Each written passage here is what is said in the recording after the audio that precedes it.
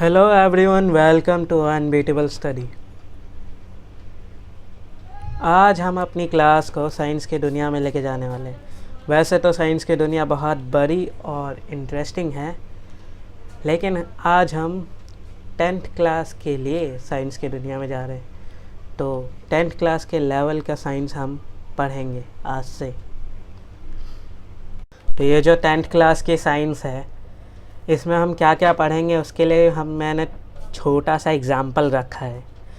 जैसे कि आसमान का कलर चेंज क्यों होता रहता है, ये भी हम 10th क्लास की साइंस में पढ़ेंगे। आसमान में रेनबो कैसे बनते हैं, ये भी पढ़ेंगे। सूरज का कलर क्या है, वो भी पढ़ेंगे। जब हम ब्रीदिंग करते हैं तो ऑक्सीजन अंदर जाता है तो CO2 बाहर क्यों आता है, इसके बारे में पढ़ेंगे। और हमारे स्टमक के अंदर एसिड होता है, फिर वो हमारे पेट को जला क्यों नहीं देता, उसके बारे में भी पढ़ेंगे।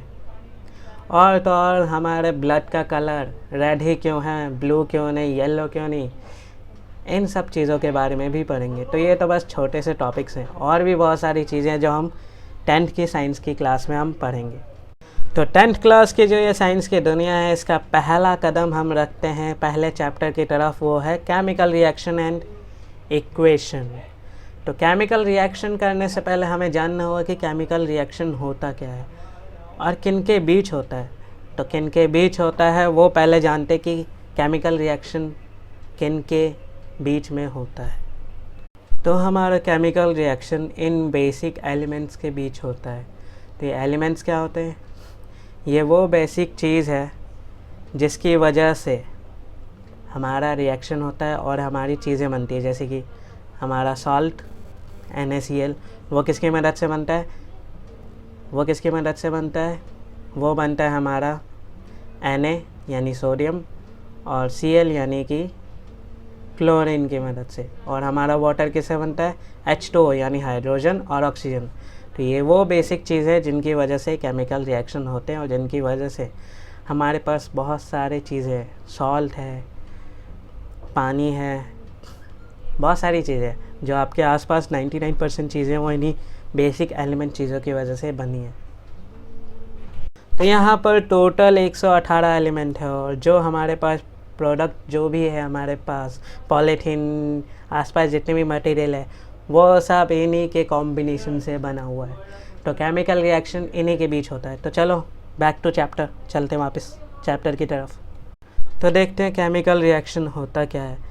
Whenever chemical change occur, we can say that a chemical reaction has taken place, which can be expressed symbolically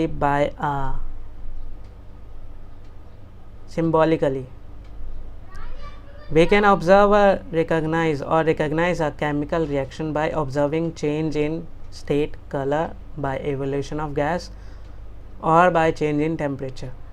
मतलब कि जहाँ कहीं भी केमिकल चेंज दिखेगा वहाँ क्या हो रहा होगा, वहाँ हो रहा होगा केमिकल रिएक्शन। और उसे हम कैसे दिखाएंगे, सिंबॉलिकली, मतलब सिंबल्स के रूप में। और इसका एक और कैसे पता लगा सकते हैं कि केमिकल रिएक्शन हो रहा है, हम ऑब्ज़र्व कर सकते हैं क्या, स्टेट का मतलब जैसे कोई लिक्विड है वो गैस में चेंज हो गया, या फिर कोई सॉलिड है वो लिक्विड में चेंज हो गया, या फिर उसका कलर चेंज होता है, या फिर उसका टेम्परेचर चेंज होता है, या फिर उस केमिकल से गैस निकल रहा होता है। तो ये सब ऑब्ज़र्व करने वाली चीज़ें, ये जहाँ कहीं भी होगा मतलब कि वहाँ केमिकल रिएक्शन हो रहा होगा। एग्ज़ाम्पल के तौर पे हम देख लेते हैं, जैसे कि ये मैग्नीशियम रिबन है जो कि बर्न कर रहे हैं एयर में, मतलब मैग्नीशियम रिबन को जला रहे हैं इन प्रेजेंस ऑफ एयर, मतलब खुली हवा में मैग्नीशियम रिबन को जला रहे। तो इस तरह के का चीज़ बनेगा, क्या बनेगा, ये मैग्नीशियम ऑक्साइड बनेगा। यानी कि जब हम मैग्नीशियम को बर्न करेंगे एयर में तो वो क्या बनाएगा, मैग्नीशियम ऑक्साइड। अब बात कर लेते हैं बैलेंस्ड इक्वेशन की। बैलेंस्ड इक्वेशन का मतलब क्या है, मतलब कि एक ऐसा इक्वेशन जिसके अंदर जो नंबर ऑफ़ एटम्स हैं वो रिएक्टेंट साइड पर, यानी कि रिएक्टेंट मतलब इस साइड पर जितने भी नंबर ऑफ़ एटम हैं वो कितने इक्वल हो, किसके इक्वल हो, जो राइट साइड पे बने, यानी कि ये वाली साइड पर। जैसे कि ये हमारा वाटर का रिएक्शन है, यहाँ पे H2 प्लस O2 मिलकर क्या बना रहा है, H2O। तो यहाँ पर देखिए, इस साइड को क्या बोलेंगे, इस साइड को क्या बोलेंगे, इस साइड को बोलेंगे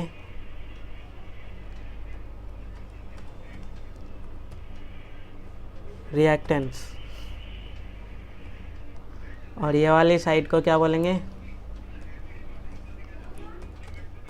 प्रोडक्ट। मतलब कि जहाँ पर केमिकल मिक्स हो रहे हैं उस साइड को क्या बोलेंगे, रिएक्टेंट्स, और जहाँ उनका रिज़ल्ट बन रहा है उनको क्या बोलेंगे, प्रोडक्ट। और ये जो 2 दिख रहा है यहाँ पे, ये 2 और ये वाला 2,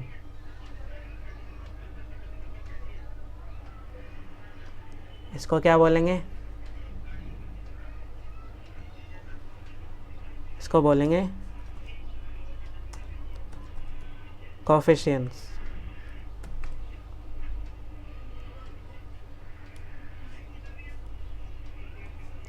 इसको क्या बोलेंगे, कोफिशिएंट्स। तो यानी कि यहाँ पे देखिए कितने हाइड्रोजन है, ये 2 और ये 2, कितने हो गए, 4। यहाँ पे देखिए कितने, ये 2 और ये 2, कितने हो गए, 4। तो यहाँ पे भी 4, यहाँ पे भी 4। यहाँ पे ऑक्सीजन देखिए कितने, 2, और यहाँ पे देखिए ये वाला 2 जो है ना, ये हाइड्रोजन और ऑक्सीजन दोनों के साथ मल्टीप्लाई होगा, यानी 2 हाइड्रोजन है, इसका मतलब क्या है, 2 ऑक्सीजन भी है। तो यहाँ पे भी 2 ऑक्सीजन, यहाँ पे भी 2 ऑक्सीजन, तो दोनों साइड पे क्या है, बराबर है। तो इसी को क्या बोलेंगे, बैलेंस्ड इक्वेशन।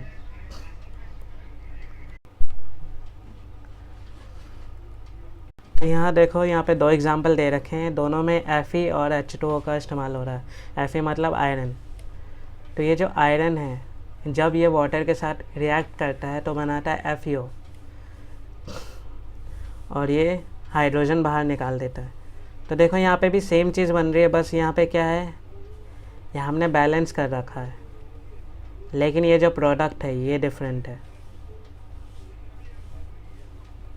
तो इसका मतलब क्या है, इसका मतलब ये है जो बैलेंस हम करते हैं, इसका मतलब इससे क्या पता लगता है हमें, इससे पता लगता है कि हम Fe की क्वांटिटी कितनी डाल रहे हैं और H2O की क्वांटिटी कितनी डाल रहे हैं, सो दैट कि इनका रिएक्शन जो है एक पर्टिकुलर केमिकल बन पाए।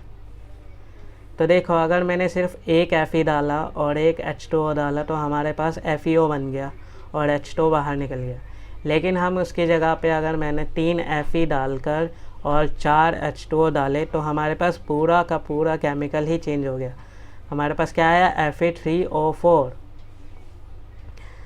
तो इसलिए हमारे जो ये केमिकल इक्वेशन है इसको बैलेंस करना बहुत ज़रूरी होता है, ताकि हमें जो पर्टिकुलर केमिकल चाहिए वो हम बना पाए। अगर इक्वेशन बैलेंस नहीं होगी तो दूसरा कोई कैसे बना पाएगा। मान लो आपने कुछ केमिकल बनाया, वो अलग था, अगर आपने उसको बैलेंस करके नहीं रखा तो दूसरा कोई कैसे बना पाएगा। इसलिए केमिकल इक्वेशन को बैलेंस करना बहुत ज़रूरी होता है।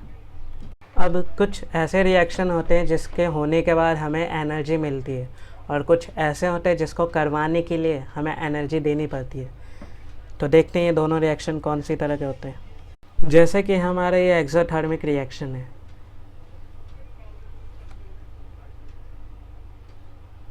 जैसे कि हमारा ये एक्सोथर्मिक रिएक्शन है,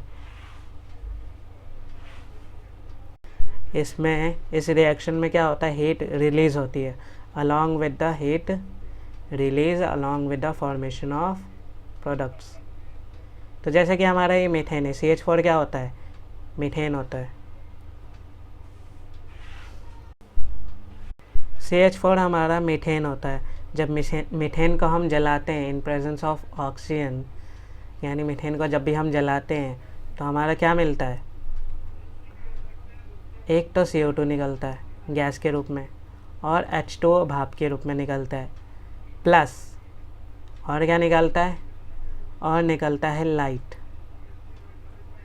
लाइट यानी जो जलता है तो लाइट ही तो निकलती है। और क्या निकलती है? और क्या निकलती है? हीट। तो लाइट और हीट दोनों निकलती है। तो इस तरह के रिएक्शन को क्या बोलेंगे? एक्सोथर्मिक रिएक्शन, जिसके अंदर हीट, लाइट, जिसके अंदर एनर्जी निकलती है। अगला वाला है हमारा एंडोथर्मिक रिएक्शन। एंडोथर्मिक रिएक्शन में क्या होता है? The reaction which require energy, इसके अंदर एनर्जी चाहिए होती है टू फॉर्म हीट, ताकि हमें हीट मिले, लाइट मिले।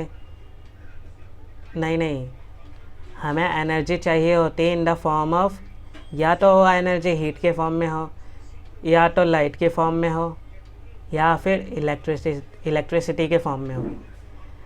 इनकी मदद से जो रिएक्शन होते हैं उनको क्या बोलेंगे? Endothermic reaction. जैसे कि हमारा ये है बेरियम हाइड्रोक्साइड। ये जब अमोनियम क्लोराइड से मिलता है तो क्या बनाता है? बेरियम क्लोराइड, जो कि एक सॉल्ट है, और अमोनियम हाइड्रोक्साइड, जो कि एक बेस है।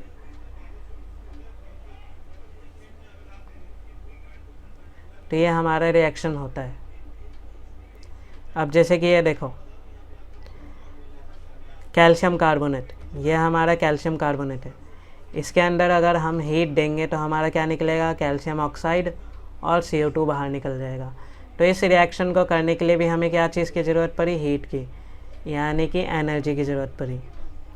और इस रिएक्शन में भी हमें किस चीज़ की ज़रूरत पड़ेगी? हीट की। तो इन दोनों रिएक्शन में हमें ज़रूरत पड़ रही है एनर्जी की, इसके बाद ही रिएक्शन हो पा रही है। तो इस तरह का रिएक्शन को क्या बोलेंगे? Endothermic reaction. तो आज के लिए इतना ही। बाकी अगली बार हम पढ़ेंगे टाइप्स ऑफ रिएक्शन में। टाइप्स ऑफ रिएक्शन पढ़ेंगे अगली बार। Thanks for watching. घर पे रहिए, सेफ रहिए, पढ़ते रहिए और इन्जॉय करते रहिए। और तो और फल सब्जियां खाते रहिए। और आपको ये वीडियो पसंद आई तो सब्सक्राइब कीजिए, ना पसंद आई तो डिसलाइक मत करिएगा, नीचे कमेंट में लिखिएगा कि क्या गलती है।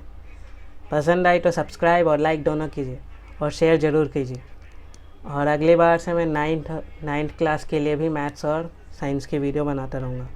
तो 9th क्लास के लिए मैथ्स और साइंस की वीडियो अपलोड हो जाएगी अगले 2 दिन में। तो प्लीज़ इस चैनल को 9th क्लास तक भी पहुँचाइए। Thank you.